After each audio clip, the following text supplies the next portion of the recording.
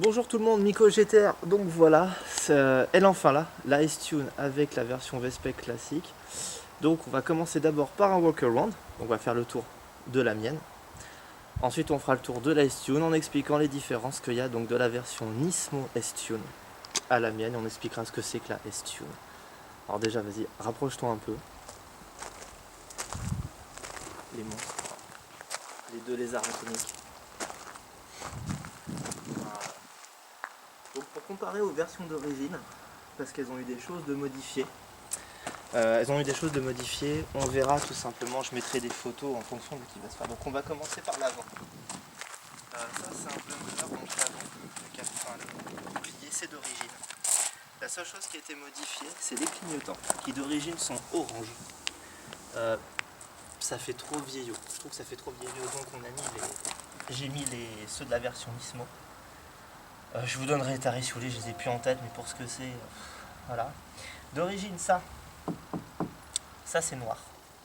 Je l'ai refait peindre en Beside Blue parce que je trouve que ça rallonge la voiture et ça a une meilleure gueule. Ça c'est propre version V-Spec, il n'y a pas ça sur la normale. Sur la normale il n'y a pas, et j'expliquerai aussi les autres différences. Donc ça c'est vraiment le bumper d'origine. C'est beau, mais on verra qu'il y a plus agressif. Là on peut aussi voir les phares. Normalement c'est du xénon. On va aussi le voir sur la S-Tune qui a encore ses feux L au xénon. Pourquoi ils sont différents? Comme je l'ai expliqué, là c'est des halogènes parce qu'il n'y a pas de la phare et ils sont directement réorientés. Moi ça me choque pas. Ça me choque pas, puis de toute façon maintenant pour une homologation c'est pas compliqué. On n'a pas le choix. On n'a pas le choix de toute façon. Donc ça c'est pour l'avant. Ensuite les jantes. Les jantes d'origine, de base elles sont en gris. Elles sont grises, on les a fait peindre en noir, parce que mon délire c'est noir et bleu, pour ceux qui l'ont pas encore compris. Frein Brembo d'origine, tout ça c'est du matos d'origine. Donc noir, ça tape beaucoup mieux, en gris c'est sage. La R34 quand même d'origine, je trouve ça assez sage, pour ce que c'est esthétique. Rajeunissement, oh elle est dégueulasse, je suis désolé. Ça n'y est pas. Ça n'y est pas. C'est un rajeunissement, c'est pareil. C'est pas donné pour ce que c'est. Et du coup, c'est très très chiant quand on veut la lever. Parce que ça prend pas directement au niveau de la carrosserie, ça descend. Et ça rajoute vraiment une gueule à la voiture. Les logos GT. Alors, les logos GT, j'ai eu droit à des réflexions. Ouais, ta voiture, c'est GTT qui t'est GTR. Parce qu'il y a le logo GT. Non. Toutes les Skyline ont le logo GT. Même les GTR. De toute façon, c'est comme ça. Clignotants latéraux. Pareil, de base, ils sont orange. Là, on a mis les versions cristal, donc blanc, qui, pareil, rajeunissent beaucoup la voiture. Donc, les rajeunissements continuent à l'arrière. Je montrerai de toute façon les photos d'origine, ce que ça donne. Ça aussi, donc. Ça c'est pas d'origine, ça c'est du Nismo. C'est rajouté, normalement on l'enlève. Elle est vraiment sage hein, d'origine on va dire. L'arrière, alors on va faire attention à la plaque et puis tant pis je m'en fous, je foutrai. La lame, je montrerai la photo de la lame d'origine. Là c'est la lame en carbone qui est pas donnée. Hein. Parce que je sais qu'on me demande souvent les prix de telle et telle pièce. Pour ce que c'est vraiment cher. C'est juste la lame hein, qui est en carbone. Ça, c'est pas du carbone. Vous avez le logo Nissan ici. Il est beaucoup plus gros sur les Vespec de Nur. C'est vraiment un gros logo Nissan. Ça, c'est celui qui est d'origine, qui est un peu vieilli, mais je l'aime beaucoup. Le logo GTR qui va bien. L'écriture Skyline. Le sticker Vespec, qui ne prouve pas que c'est une Vespec, parce que tout le monde peut rajouter un sticker.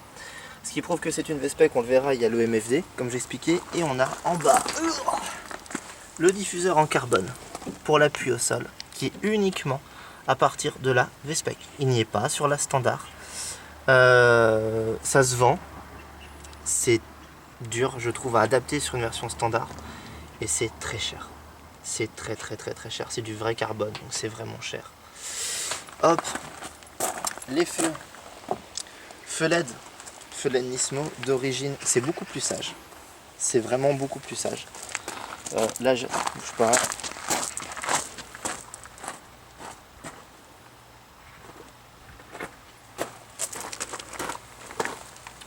Bon là, même en plein jour ça se voit, hein. Les feux d'origine, en plein jour ça ne se verra pas.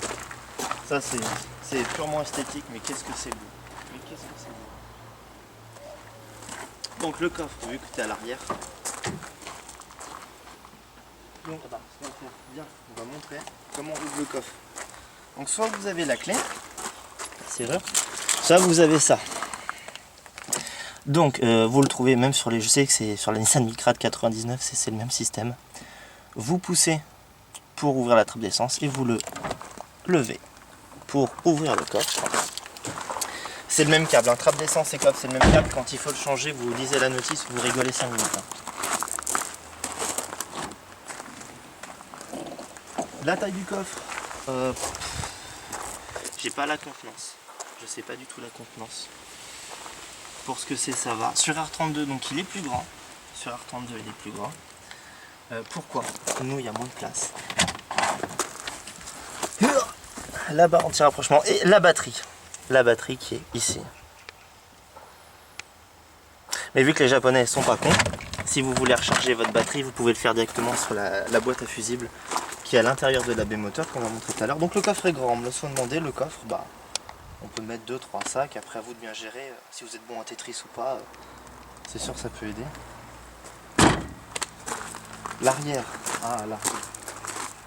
Je vais passer côté passager parce que c'est pas beaucoup plus simple. Parce qu'il y en a beaucoup alors. Les places arrière, est-ce qu'elles sont grandes? Ah, je suis pas géant, je fais 1m72.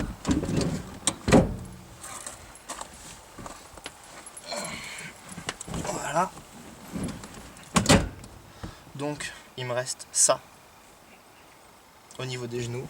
En fait les gens ne se rendent pas compte, mais les sièges sont super profonds. Donc il y a parfaitement la place, on est super bien calé. Il n'y a pas beaucoup pour le crâne, hein, mais ça passe, faut pas faire 2m2. Mais sinon ça passe. Il y a largement la place, même pour quelqu'un qui est grand. C'est une vraie 4 places. Ça c'est vraiment une 4 places. Hop. Hop.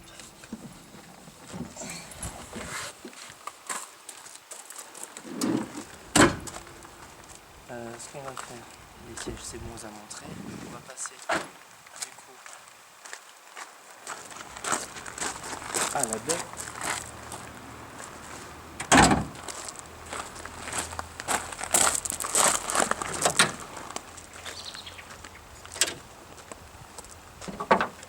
Le cœur de Godzilla. Alors, d'origine, le bloc RB26, il est noir sur 32 et 33. Il est rouge sur 34.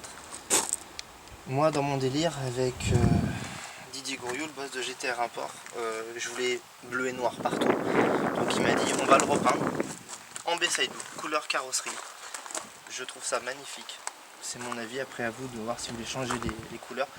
J'ai vu sur internet, il y en a qui faisaient le drapeau japonais dessus, enfin, il y a plein de possibilités. C'est vrai que c'est magnifique. Hein. Donc à vous de voir. Rouge, on va le voir tout à l'heure, ça reste magnifique. Moi là en Bayside Blue, je trouve ça fabuleux. Sinon, quasiment tout est d'origine. Ici, normalement, il y a la boîte à air. Je l'ai viré et puis on filtre Apexi, c'est beaucoup mieux, d'ailleurs qu'il faut que je change. Barre anti-rapprochement, c'est d'origine.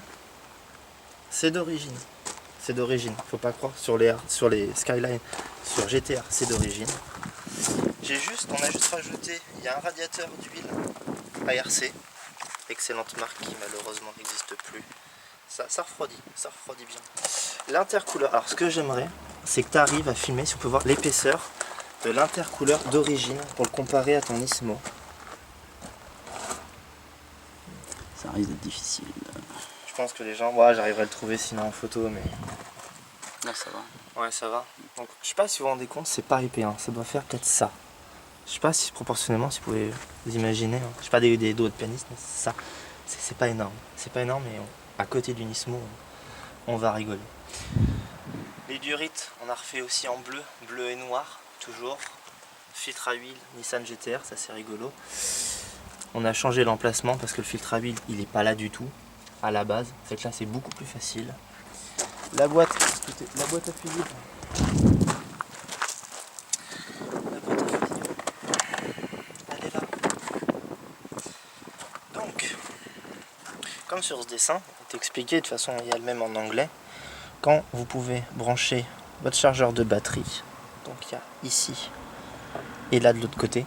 Vous pouvez charger la batterie d'ici, pas besoin de se casser le nez, aller dans le coffre, à refaire, essayer d'atteindre les câbles et tout. Vous pouvez, hein, si vous avez la trouille de vous bourrer, hein, vous pouvez parfaitement le refaire. C'est pas un problème, mais bon, les Japs sont pas cons, ils l'ont fait là, donc là ça passe. Donc la baie, pour ce que c'est, moi je trouve ça magnifique. Hein. Il y a vraiment que les Japonais pour faire des trucs pareils. Autre chose, ça. Essaye de venir t'approcher pour qu'on entende le son. Je sais pas si on va l'entendre. Vous entendez des petits cliquetis. Vous pouvez régler comme sur une voiture de course la dureté des suspensions directement et on retrouve ce système là à l'arrière. Je sais pas si on va bien le voir. Bon là c'est des bouchons Tine qui ont été mis, mais c'est la même chose. Vous les réglez directement. C'est directement relié aux suspensions. Donc c'est comme sur une voiture de course. Cette voiture a vraiment été conçue pour le circuit, ce qui n'est pas le cas de toutes les voitures, donc c'est exceptionnel. RB26, donc comme c'est bien expliqué, c'est du 2,6 litres. Vous en avez, il y a marqué un B 2,7 litres, 2,8 litres, 3 litres et j'en passe. Ça, on en reparlera plus tard des grosses prépas plus ou moins méchantes, plus ou moins bien faites. Qu'est-ce que je veux dire, le lave-glace, le radiateur d'eau, après c'est une voiture, c'est juste que c'est putain de bien fait. C'est super bien fait. Comme vous pouvez, comme on peut le voir, même en regardant les photos de base, le problème de la GTR, parce que c'est un problème, si vous voulez toucher à quelque chose, vous passez pas la main, faut tout enlever, faut tout démonter, et ça c'est casse-pied. C'est très agaçant pour la simple et bonne raison que il y a un jour pour enlever le bloc, un jour pour le remettre, c'est vraiment la galère. C'est vraiment la galère. Les logos GTR sont le GTR là. On va dire ce qu'on va comparer ta version Nismo. Donc là c'est argenté. Là c'est argenté, donc là c'est rouge, on va comparer. Le R change entre 32, 33, normalement 33 il ressemble énormément à celui-ci. Je crois que c'est en épaisseur qui change. Et 35, ça ne fait pas hop, ça fait une barre directement. Le R change en fonction des modèles de GTR. C'est bon à savoir si quelqu'un modifie ou non. Alors, on va faire ça.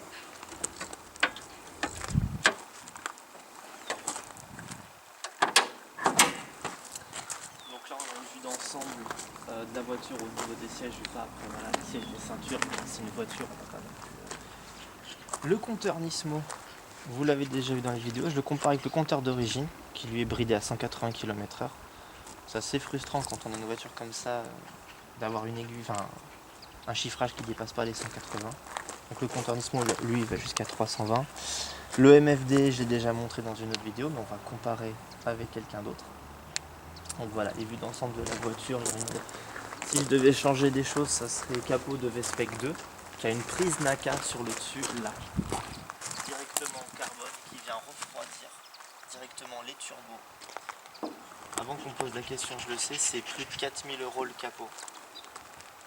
C'est très cher pour ce que c'est. Le bumper, au bumper d'origine, ça vaut pas grand chose. Ça c'est fragile. Beaucoup la casse. C'est pas qu'il la casse volontairement, on va rassurer les gens. Si la casse, c'est que les joints d'origine cèdent. Et quand vous allez un peu trop vite, au-delà de 250 on va dire, ça a tendance à casser et à venir taper. Des proprios de 34 en parleront peut-être mieux que moi, mais c'est déjà arrivé à pas mal de gens. Donc mais ça change, ça vaut pas grand chose. Vous les trouvez pour pas cher sur internet. Des excellentes copies ou même d'origine, ça vaut vraiment rien. Le bumper, donc si je devais le changer, ça serait pour le bumper qu'on va voir tout à l'heure. Le bumper Nismo, il y en a deux. Il y a la S-Tune, le bumper S-Tune, et le bumper de la Z-Tune, qui est beaucoup plus aérodynamique. Je n'ai pas de Z-Tune à comparer. Là ça va être dur, n'est-ce pas? Ça va être très dur. Peut-être que je trouverai, ou que quelqu'un qui a une R34 accepterait, je dirai les noms plus tard, qui a les éléments Z-Tune qu'on puisse comparer.